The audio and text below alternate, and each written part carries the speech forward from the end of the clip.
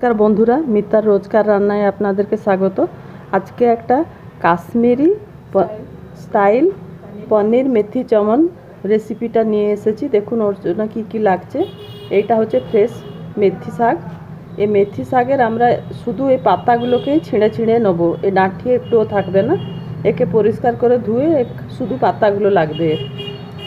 আর এইটা হচ্ছে 300 গ্রামের পনির আছে, ছোট ছোট টুকরো কেটে রেখেছি। আর এইটা একটা 1.5 খানা মতন পেঁয়াজ, আর কাজু 1 মুঠো, আর একটা কাঁচা লঙ্কা। এটাকে জলেতে একটু সেদ্ধ করে নিয়ে ঠান্ডা করে রেখেছি, গ্রাইন্ড করব। আর এইটা হচ্ছে ফ্রেশ দই, 3-4 চামচ দই লাগবে এতে। তারপরে আমি করার সময় দেখাচ্ছি।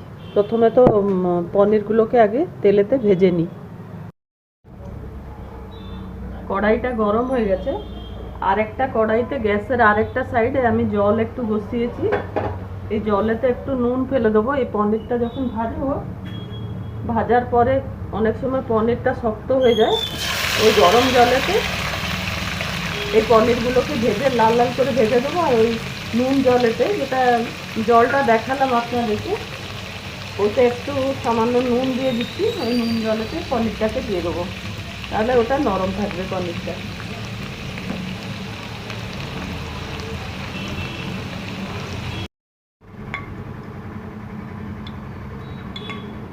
কড়াই তেল গরম হয়ে গেছে। 2-3 চামচ রিফাইন তেল দিয়েছি। এই রসুন আর কাঁচা লঙ্কা কুচিটাকে আগে দিয়ে দিলাম, আর আদাটাও দিয়ে দিচ্ছি ওর সঙ্গে।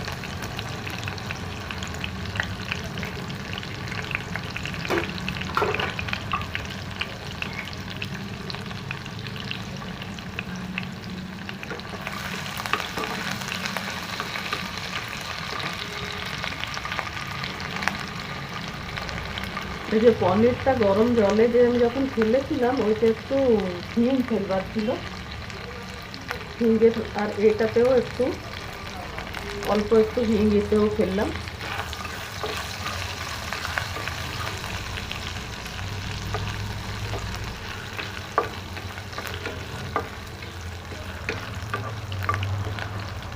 এটা ভাজা হয়ে গেল।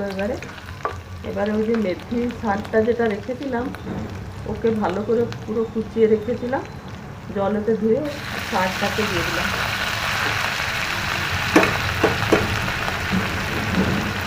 এই শাকটাকে এর সাথে ভালো করে ভাজতে হবে। এর জল জিনিসটা পুরো যেমন চলে যায়, তাহলে শাকটাও তেতো লাগবে না।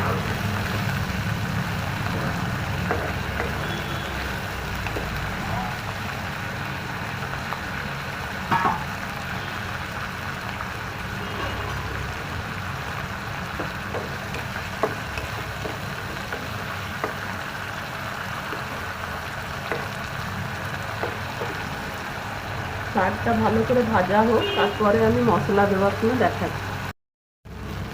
শাকের জলটা একদমই মরে গেছে। এবারে এই শাকের ওপরে খুব অল্প, এইটুকু মাত্র হলুদ একটু দিলাম,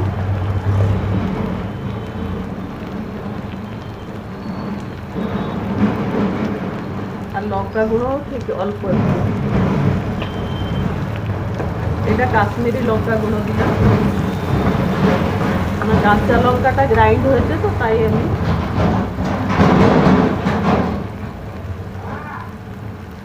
এবারে ওই কাজু আর পেঁয়াজের যে বাটাটা কাঁচা লঙ্কা দিয়ে ওকে দিলাম। আর এতে দিয়ে নাড়তে থাকবেন, না তো কাজুটা যেহেতু আছে ওই তলায় লেগে যাবে কড়াইতে।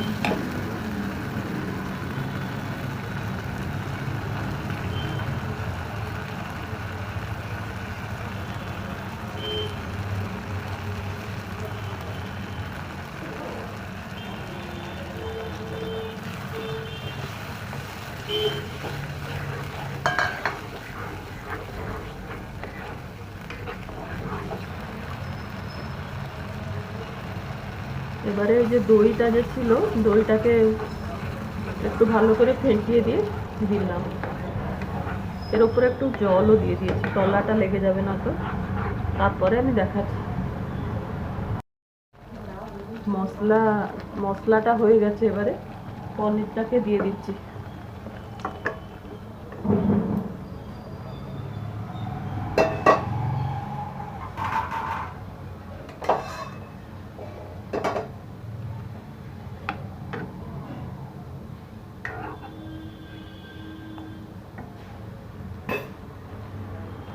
নুনটা তো পনিরে দিয়েছিলাম ও জলেতে, অল্প একটু নুন দিলাম, একটু টেস্ট করে দেখে নেবেন, যদি নুন কম লাগে আর একটু দেবেন, আর একটু চিনি দেবেন।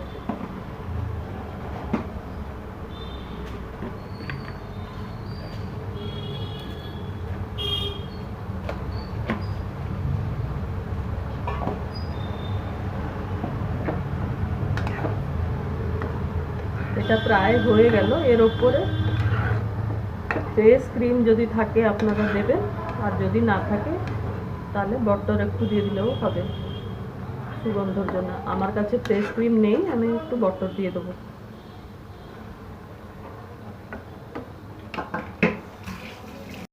আমার রান্নাটা কমপ্লিট হয়ে গেল।